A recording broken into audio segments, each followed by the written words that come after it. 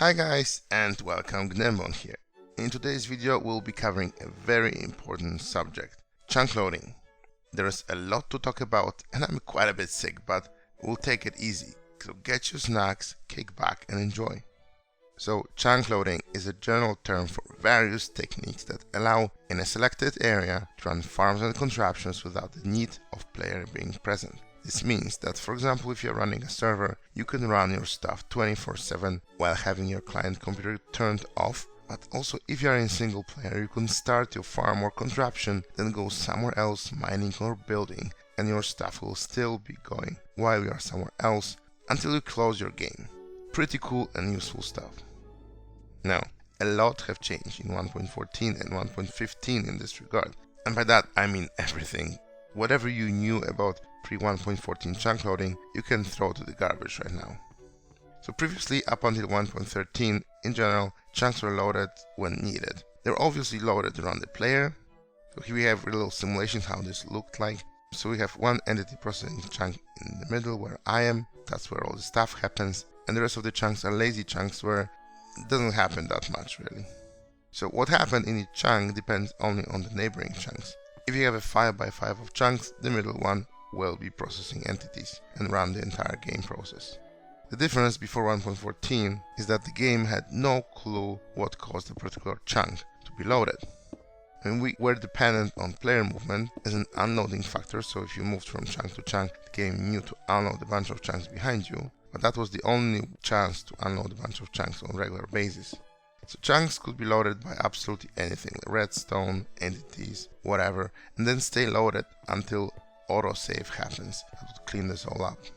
So use the various game mechanics to test blocks to load chunks, like hoppers, redstone, chests, villages, just to make chunks to load.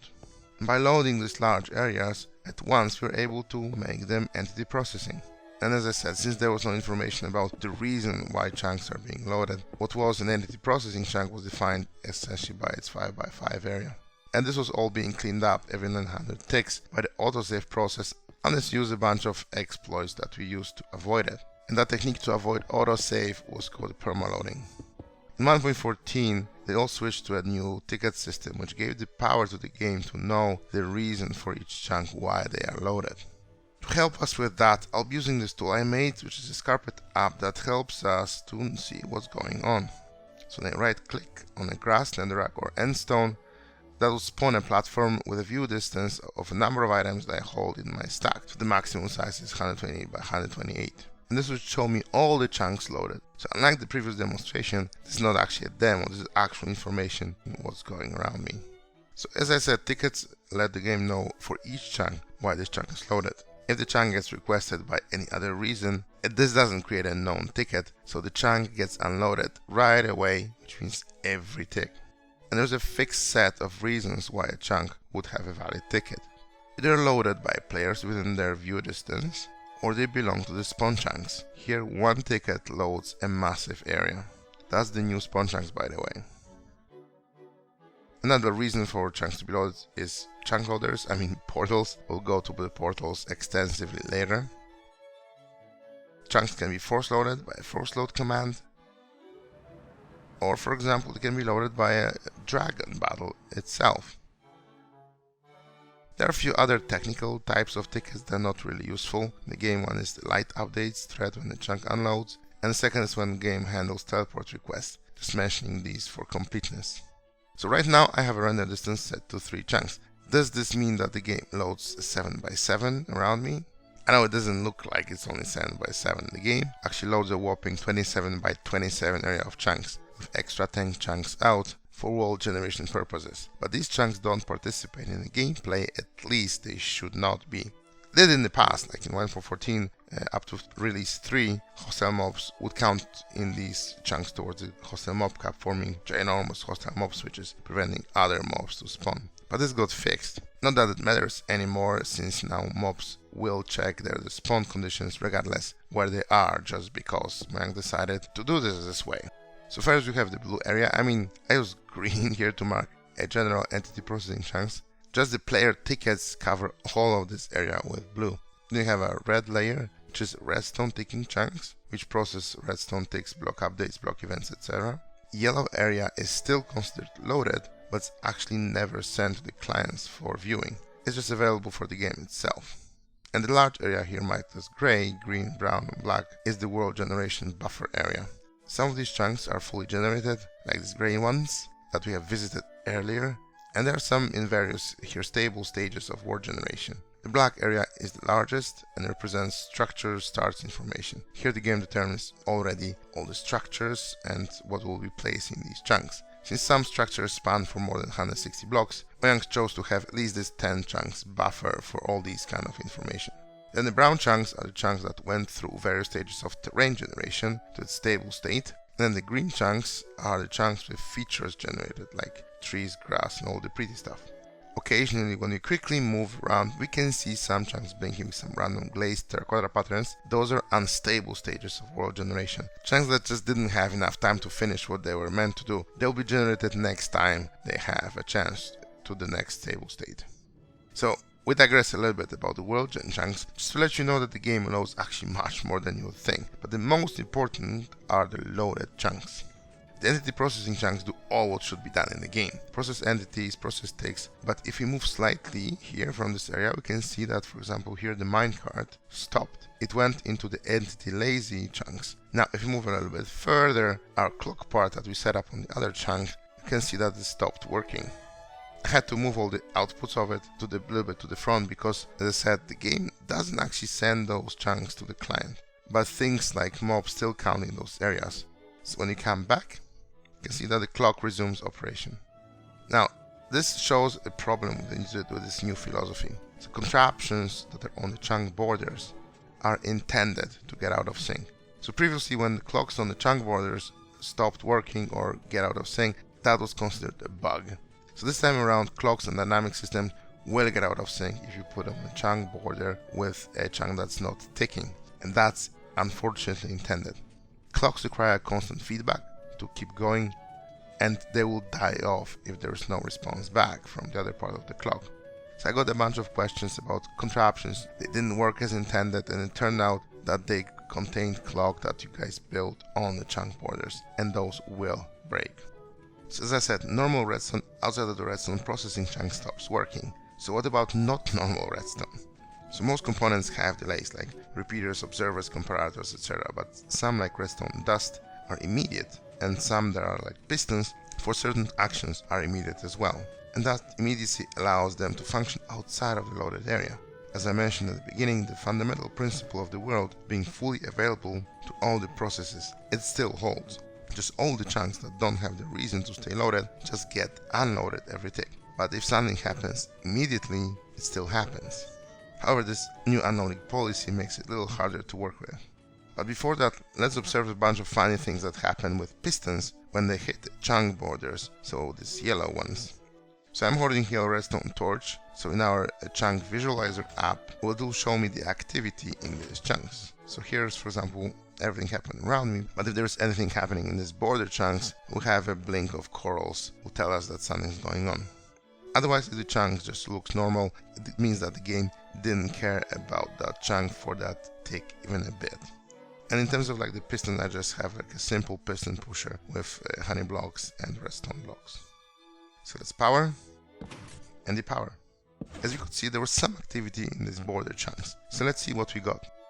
So first of all, the retraction on the sticky block segment actually can separate these on the border chunks.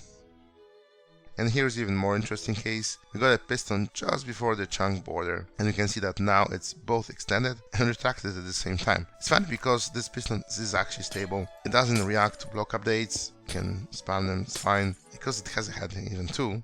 It doesn't extend on power because it's already extended, and doesn't retract because it's already attracted as well. A little funny useless thing. So now let's go back to the instant wire. Since it doesn't have any delays, it should work, right? So the answer is, it does and it doesn't. So we have a traditional piston-based one. We have a rail-based one. I just extended here rail connectivity here just so it's easier to copy-paste, but the concept's all the same, all about immediate update on rails. And here in the middle we have an extremely bare bones, just based on the piston depowering. So they work and don't work at the same time. They will transfer the signal, but since all of this will despawn on the next tick, they will not have any time to reload, meaning that whatever can break in them because of the unloading will break. So let's run all three of them. First this one, as you can see I have a blink, and this one, and now the one in the middle. This one is the longest. As you can see, they all blink with yellow, so border chunks with massive amount of padding to the sides. Now what? Now they are all broken. So let's go. As you can see, whatever was causing them to break due to autosave or other unloading issues, here is at least guaranteed. The only one that didn't break was the simplest piston refraction one. I mean, it's still useless because we need to run the entire length of it to reload it, but at least we can reset it without rebuilding it. So why these instant power lines are useless? Let's run a second experiment. Only be based on the middle one, where I added those little wings that will essentially allow us to expand the loaded area a little bit forward. So by loading a large area, that would cause a few extra chunks to be entity processing. That's the old school stuff. So now we'll have to focus, because it will just blink for a second. The thing is, now since chunks have a reason, they have a ticket while they're loaded, they should also have a reason to be ticking or entity ticking. And so extending this area with an extra chunks not gonna change that. In that, even if we can send a very long signal, we cannot make a larger area entity processing in the middle just because we load a bunch of stuff. In order to have something entity processing and loaded, we have to use a valid ticket. And in order to load a chunk through a portal, we have to pass an entity through it. And in order to pass an entity through it, it needs to be an entity processing chunk. So to conclude, InstaWire is still technically possible, but it requires reloading of the entire instant wire and can effectively only send signals from one loaded area to another loaded area, where both have valid tickets. So in terms of chunk loading, we are left with one thing only, portals. And that's actually a good one. Portals will load the other side of the portal for 15 seconds. Portals will not load its own side, but if we cycle the item and put it back through that portal, back to the overworld in this case, that will create a ticket for this side as well. Every portal ticket gives 3x3 area of entity processing chunks, 5x5 area of redstone processing chunks, and 7x7 loaded area. In total loading 27x27 world gen chunks. So they changed in 1.15 how portals work. They use the new point of interest system, which means that they search for portals within it rather than in the chunks, which means that if there's not that many portal blocks, so that excludes unfortunately things like portal pigment farms, this makes it really quick to find them. So to chunk load a 3x3 area is actually very easy. We just need to cycle an item that goes through the portal. If you want to load a larger area, just need to stitch together a bigger chunk loading grid with those 3x3 tiles, and that's it. This means that in the overworld, portals will be every 48 blocks, and in the nethers, they will be every 6 blocks. When recycling an item, we have to catch it with hoppers. We cannot use the same item to put it back into the same portal, because it will get stuck because of the portal cooldown. Each item has a portal cooldown, which is very long, in order to go through the same portal back again. So we need to recycle it, place it in the inventory, and just spawn it back again. Now, in order to catch an item, we need to know where it's going to come out. It's actually relatively simple. Now the portals will count number of non-air blocks on both sides of the portal to detect which is the back of the portal and which is the front of it, and will always drop an items in the direction opposite of what they entered. So if you throw an item into the portal, this will come out of it from the portal, but if you drop it back from the back of the portal, it will come with the momentum towards the back of the portal. It's a little funny because this is exactly opposite that we have for the players, which is a little confusing. So now we know how the portals work, so you have another aspect of it, how to design a chunk loader.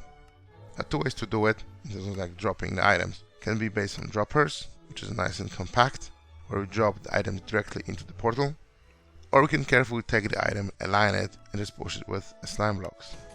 So dropping items with a dropper directly into the portals cause them to get stuck on the portal, which means that we need to use a hopper minecart, which is an extra entity. The difference actually turns out to be really tiny, so that's not normally a problem. However, there's another problem connected with droppers themselves that is a fundamental flaw with this kind of setups, but I'll talk about that later. But those are typically much more compact and faster. And the piston solution is a little bulkier, on the upset it can be flawless. It's also significantly slower because to drop an item and align it, this all takes time if you account for all the randomness from the dropper. So the problem with the dropper I'm here talking about is the dropper's randomness. In general, droppers shoot items away from the dropper, shooting in this direction, and that all works most of the time. However, the game developers decided to add an extra randomness, random extra velocity with Gaussian distribution. So what's wrong with that distribution? The Gaussian looks like this. Even if that band of our options is very narrow, it means that the extra velocity typically will be very small. It is technically possible to have some cases landing over here and over there, or even almost infinity. It's still technically possible, although very unlikely. So what practically this means that most projectiles will go forward from the dropper and will be caught by portals, will be caught by hoppers and hopper minecarts. That's not a big deal. But there is a small, however non-zero chance that will shoot an item anywhere, in any direction. It can go maybe, I don't know, to the side, or maybe straight down, or as fast as it can and miss the portal. Everything really can happen. So this is my dropper setup here, which I started with the basic one and I started to fence it in, add an extra blocks just to be able to catch all the items that go in all directions. And after literally hundreds of hours of testing, this setup takes less than a millisecond per tick, so I could run it 60 times faster than the game can run it. And I'm still getting items lost. Thankfully, when those chunk loaders unload, they are not entity processing, which means that we can actually observe where the item landed on and fix it. So I settled at this design, which is boxed on all sides, adding here all these string blocks at the back of the portal just to maintain what the definition of the back of the portal is. So less air blocks on one side. And after running another couple hundred hours, I got actually this case where the item was completely shot to the side and missed the hopper minecart, got through the other side and just completely landed on the edge of the block. So it's still possible with droppers to encase absolutely entire portal and drop an item in that space, but this means that you'd probably need another portal that's different to be able to send the items back, and by using two portals to synchronize one chunk loader, the situation gets really complicated. On the other end, aligning with the pistons is actually relatively easy. You have to grab the hopper and you have to shoot it forward in order not to have any momentum towards the back, and then fully enclose space, then cancel all the momentum with another piston here to the side, and then shoot it exactly from 2 blocks away, making sure that the item glides on the ice, making sure it will always hit the portal exactly the same speed. If you put the entire setup 1 block closer, it will overshoot the portal 100% of the times. Also, we have to let the item rest on the ground, otherwise if you shoot it without them touching the ice, it will also overshoot the portal. But once all the conditions here are met, this setup is actually very consistent.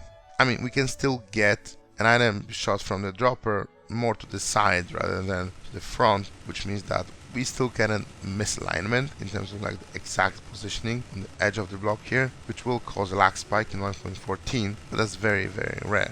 But in general, this misalignment that happens from time to time in 1.15 has no effect on the actual success rate of portal loading. So why chunk loading needs to be fail-proof? Because we need to send items roughly about 14 seconds to refresh the ticket, as rarely as it is actually required. This means if we fail only once, the chunk loader will stop working if that happens until we come and start it again. So it's not like a missed drop in a mob farm or a crop farm, where it really doesn't matter. People tend to get a little psyched about 100% lossless farms, which is absolutely completely pointless. But in this case, one missed item means the entire thing stops right away. And since the entire point of chunk loading is that players don't need to be here, there's nobody to fix it. You can obviously cycle items more often and get a buffer of items, but that increases the lagginess of this portal setups, and you want to make it as lag friendly as possible, because this is not what we are loading it for in general. We'll use those chunk loaders to load some other stuff that we want resources to sink in, so you better have it reliable. So this is the design I came up with. It's maybe not the most compact, but at least it fits in a 6x6 area with extra padding, which means that we can use it to constant loading of larger areas with the nether as well. Now it's time for a tutorial. It is extremely important to take the existing coordinates of the portal that we are at and divide it by 8 and place the portal in the nether exactly at this coordinate and exactly the same y value. I mean, technically the chunk loading will work with portals aligned a little bit differently or different Y values, but by doing this and making sure that all the chunk loading is on the same Y level, we ensure that our chunk loading setups are not affecting any other portals in the area. So you can use portals to connect as we normally do, and our chunk loadings will be running on its own. So once we have two portals, we need to do exactly the same thing for both of them. We need to place a dropper 2 blocks over with a hopper pointing into it. I'll be catching our items. We have to go one up and to the side with a dropper. I'll be essentially dropping our items away from the portal. To place a block over here, doesn't matter which one. I need to place a regular piston to the side of it, like so. So we'll be pushing it over to this side. Just put a terracotta here, so stuff doesn't stick to it. Then we have our 2 sticky pistons over here that will be pushing items into the portal. To finish our pathway with 2 blocks of packed ice. It can be regular ice, but you don't want stuff to melt. And then put a piston, sticky piston over here. With glazed terracotta above the slime blocks and a redstone torch. That's all the piston setup. Now we need just an extra railing and extra padding all around the setup, just to make sure that items will not pop off in random direction and get lost. So we need 2 blocks over here for our railing. We need an extra terracotta all around this area, and 2 blocks over here, block over here. Yeah.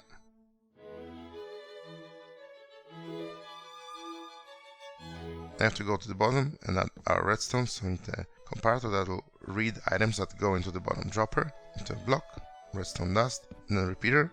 Repeater is set to 2 ticks. The reason is it doesn't matter that much. You can be stay at 1 tick, but the problem is that if you're loading an area that's unloaded with this setup, this 1 tick may be too short to trigger the torches that we have next. So 2 ticks always works. Then we have a dot over here. That will essentially, that's all our elevator. That will trigger all 3 droppers. This means that items will get stuck in these droppers. So by putting an item in, we just have to fill it in and make sure that items will spit up at the top of it. Then the block over here with a torch, another block with another torch, and a repeater on 3 ticks. Dust over this block, another block with a dust, and then here repeater on 1.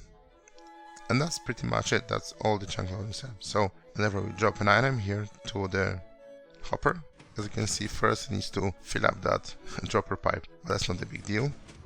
And you can see it did trigger. Now this already works just fine. However, as I said, we have to make sure that this is the front of the portal and this defines the back of the portal. So as we see, the only block really that touches the back of the portal is this ice block. So if you put anything next to it like that, it may redirect the portal to the other end. So in order to prevent it, you can just grab, for example, strings and just put string blocks over here just like that, just to make sure that this portal is technically encased from this end. So this is always considered a front. Even if you place a block for whatever reason we need to, you can still do it and it will still be considered a front of the portal. Just don't put any blocks here in this position, because that will technically block the trajectory of the item. These 2 blocks need to be free for the item to think that it can still go through with the full speed. And that's your chunk loader done. So you probably are wondering, how do you like these new chunk loaders? I actually must say I like them quite a bit for various reasons, comparing to 1.12 chunk loaders. I mean, they're not as fast as they previously were, where we just needed to send a signal or drop an item in a hopper and it will automatically propagate around a large area. Here we need to make sure that an item goes through from one side and then goes back to the other side to fully load 1 extra chunk. But first of all, they are stable. There's nothing that will unload them. If you have a player that moves around it, this area of chunks, they have their own ticket from the portal. They don't need a ticket from the player, meaning that we can actually move around. We can move away from this area and everything will stay loaded 100% of the time without any breakages, and that's a big deal. Another big deal, and I think that's even more important, is previous chunk loading was based on glitches, unintended mechanics, or simply bugs in the game. So that's not something that we could technically rely on or be upset that it was fixed. With this setup, this is absolutely intended. This works exactly how portals are intended to work. And if anything changes with this we have full rights to go and file a bug report saying that my chunk loader doesn't work. And they should take it seriously because that's how the game works right now. And that's a really big deal. I mean, recently, 1.15, there was a change in the portals when they removed the portal caching. The ticket was not updated if you send more than one item, which means that the portals will unload every 15 seconds no matter what. And that got fixed right away when we reported the bug fix. So this is awesome. This means that we have a reliable way to chunk load in vanilla Minecraft. So what can we use it for? Actually, for all sorts of farms. There's a whole slew of farms and contraptions that actually don't require players being present. So anything to do with villagers, anything to do with iron farms, anything to do like with the sorting system, furnace arrays, cheaty farms that cause updates automatically. I don't like them, but they will still work without player being present in artificially loaded chunks. And you don't need to run it in the spawn chunks, and you can always unload it if you don't want to. It's actually a great deal. So here's a simple example. We have inside, if we go to the nether, go to the side over here, this chunk is neighbors our chunk setup, which means that it's also going to be entity processing. And we can, for example, put a bee farm, a honey farm over here. And it'll be producing honey even if the player is not around here, which is awesome. If you go one chunk over, this is our redstone processing chunk. So no entities, unfortunately, bees are entities. Can't have entities here, but for example we have a smelter. Smelter has just redstone components, which means that it will work in the redstone processing chunks. So let's put a bunch of items to smelt over here. Just a full chest. Let's go here, let's just grab all the honey. Let's leave the area and maybe log out of the game for a moment. And then when we come back in, and as you can see, we got some extra honey by not doing absolutely anything. And if you go here, items are still being smelted, which is actually really good. And as I said at the beginning, if you are in single player, it's still good for us, because if you run your game, you can go to a specific area, start the chunk loading, for example, for your farm, and you can go somewhere else doing mining or building. You don't have to AFK those farms to get the output of it. And then you start the game over again, just come back, you'll have your products made for you and ready. I have two more examples of some more interesting things that we can do with chunk loaders. I mean, I said that the problem with current chunk loaders is that we can't really do remote areas with it. That's not technically true. Here's the first example where we have a setup with a minecart that we want to send over into a unloaded area. We have a bunch of chunk loaders on the way every 48 blocks. That will allow us technically to have entire area entity processing, because a minecart is an entity, which means that it needs an entity processing chunk. So this chunk loader I have here is a little bit different than the one we've seen before. It has an extra bit to the side, which means that this dropper here will only trigger if we have more than one item in it, and it's actually more than one unstackable item in it. So we only can use unstackable items in this one for a reason, so we can actually allow for more items as well. So if we drop an item over here from the nether, that will essentially bounce the item back, so it will act like a normal chunk loader, but we have this one extra item which we can trigger when we step over this detector rail over here. What it'll cause, it'll send an item to the nether, which we can detect. We can chunk load one chunk before and one chunk after it, and cycle those guys through, which means that we can actually chunk load to the front, send this message through the nether, chunk load stuff in front of it.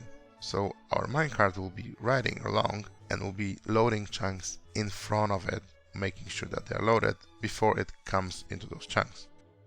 If we go to the nether, we have a little bit different chunk loaders. Those are also detecting here, running on 2, so we can send a second item that will put it through that, detected through that dropper over here, through the dispenser, and it will trigger that rail. Now this rail will send a signal and chunk load not only that chunk loader, but one behind it and one in front of it as well. So no matter which direction the minecart is going, it will always chunk load chunks before and after it. Then the signal is grabbed by this observer over here, and then we pass it over to the top. Same story, a little bit more delays, just to be 100% sure with this setup.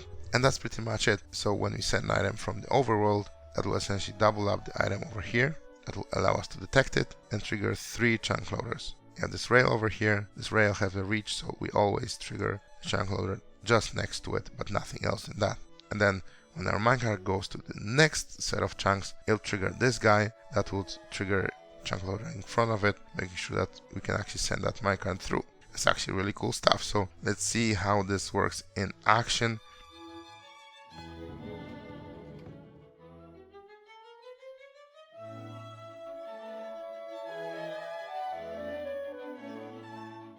And as you can see, the minecart is slowly moving towards one and then turning back, and then it will basically turn back on us. And you can see that it's funny because like this area over here unloads as it goes, which means that this is on an independent area, completely independent loaded area.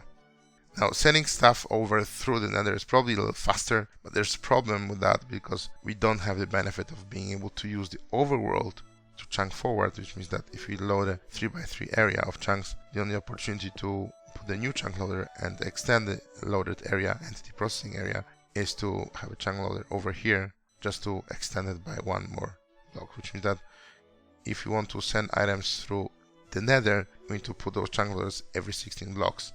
In this case, we put those chunk loaders every 6 blocks in the nether and then every 48 blocks here in the overworld. So it's a little bit different setup needed.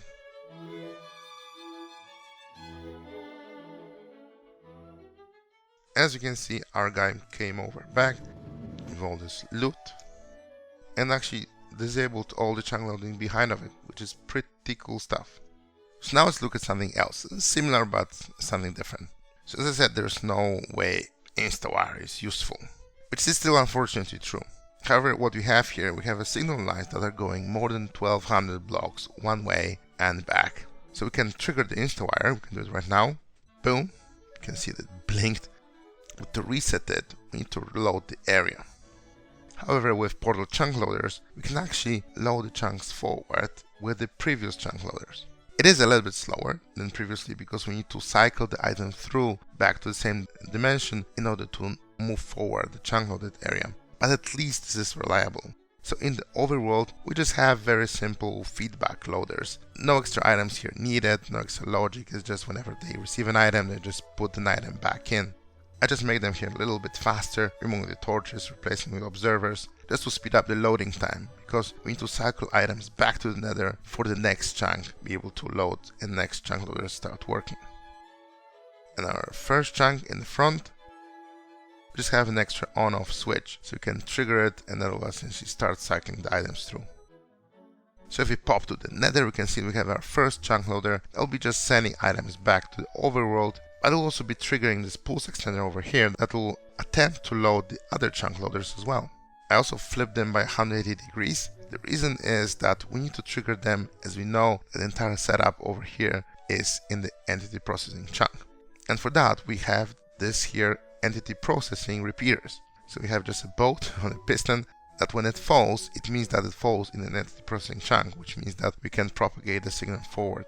Thing is, if we load a chunk loader, it starts to pop items and the chunk is not entity processing, the item will not behave properly. So here in the first two chunks over here will be loaded by the main chunk anyway, so we don't need to worry about these guys. But then we have every chunk, we have this entity processing repeater that will allow us to determine whether we can enable next chunk loaders. And we'll be essentially inching forward with our chunk loading setup. Here I set up the visualization for 64 chunks. It's a little bit laggy, but hey, we are analyzing 16,000 chunks in each tick, so it should take some time. So as you can see, clearly every couple seconds, 3-4 seconds, we have another batch of chunk loaders loading forward. And as you can see, there is a signal here on the side that goes essentially resetting our InstaWire. It'll take quite some time, so once it's done, we'll go back to it again. And at the end of the day, we have our entire line loaded and we have our signal went back over here, which is pretty cool. And with this area, we can even send regular signals using repeaters. So we have a regular repeater line, a very long one. We flick this switch. As you can see, the signal going through the chunks is pretty cool.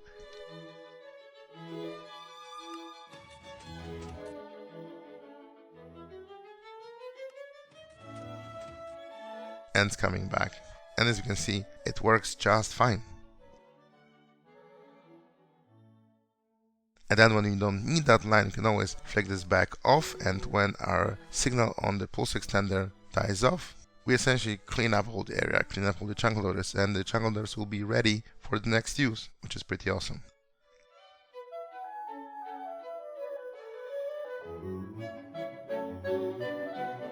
So that's it guys for today. Today we've learned how the new chunk loading and the ticket system works, what makes chunks load and what makes them tick. And now, since chunk loading is an explicit mechanic that got put in the game, this means that chunk loading is officially supported by vanilla game, which is really great. So if you enjoyed this video, don't forget to leave me a like, subscribe if you are new, leave me a comment in the comment section below. Which system do you like better? The old one with the hoppers and permaloaders and chests and villagers? Or just new one with portals? Anyways, let me know in the downer, because I'm really curious what you think about it. So see you in the next one. Bye bye.